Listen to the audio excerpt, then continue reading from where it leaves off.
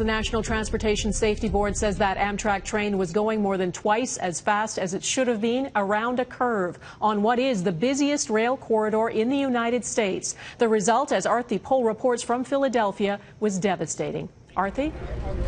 Donna, the NTSB confirms the train was traveling at about 170 kilometers per hour before it derailed. Someone hit an emergency brake and it slowed to about 160 kilometers per hour. Too little, too late. Mangled and bent, strewn next to the railroad tracks, rail cars flipped on their sides after this train derailed Tuesday night. Complete chaos as the Amtrak train bound for New York jumped the tracks in Philadelphia.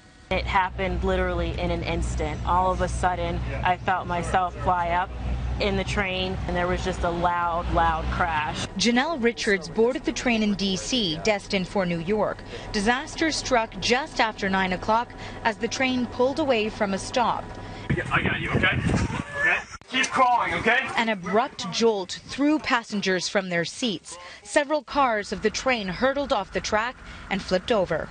So you saw it go like that, it swung, you could feel it off the tracks, and then we just rolled and rolled. 243 people were aboard the train. More than 200 were injured and a number killed.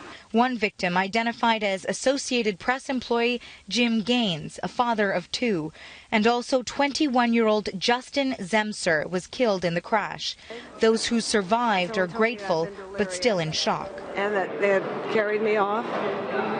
The shoes, my shoes, are not my shoes. Somewhere I lost my shoes, and a lady gave me her shoes.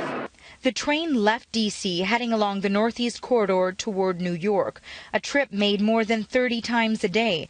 As it traveled, it approached a curve in the tracks.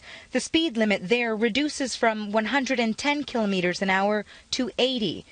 Amtrak investigators confirmed the train was traveling at 160 kilometers an hour when it crashed. Emergency personnel continued to scour the crash site this afternoon, trying to account for all the passengers. The Red Cross set up an emergency station for travelers still trying to connect with family and find a way home. How are people doing? As you might imagine, everyone handles events of this nature in a different way. Some people are very fragile, and it's a lot of tears. Other people are more stoic. The city is vowing to find out what went wrong. We are heartbroken at what has happened here. We've not experienced anything like this in modern times. Investigators have retrieved the black box, which will be analyzed. They say a number of factors could have led to the crash. Just moments before the derailment, the train was placed into engineer-induced braking, and this means that the engineer applied full emergency brake application. Along with analyzing the black box, investigators will speak with witnesses and passengers and those operating the train. But Philadelphia police say the engineer declined to provide investigators with a statement. Donna? They'll need to hear from him. Arthi Pohl in Philadelphia, thanks.